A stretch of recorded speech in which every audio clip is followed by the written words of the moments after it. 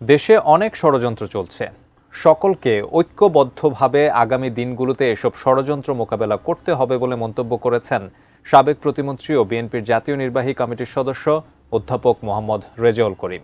বিএনপির ভারপ্রাপ্ত চেয়ারম্যান তারেক রহমান বারবার বলেছেন, সবাই জনগণের কাছে যান, তাদের খোঁজ খবর নেন, আমরা সেই অনুসারেই কাজ করে যাচ্ছি।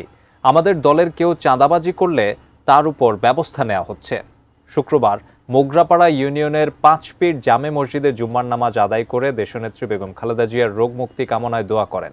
এ সময় মসজিদের মুসল্লিগণ সহ বিএনপির উপজেলার সাবেক সভাপতি খন্দকার আবু জাফর, রফিকুল ইসলাম, আশরাফ মোল্লা, খোরশেদ আলম, আতাউর সহ বিএনপি ও সহযোগী সংগঠনের নেতৃবৃন্দ উপস্থিত ছিলেন।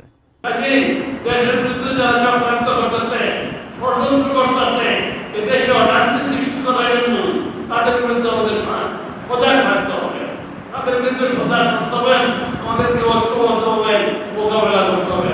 আমাদের দলের মধ্যে কোনো বিভেদ নাই, কিন্তু কেউ যদি চাঁদাবাজি করে, কেউ যদি লুটপাট করে, তাদের বিরুদ্ধে দলের অ্যাকশন নেওয়ার জন্য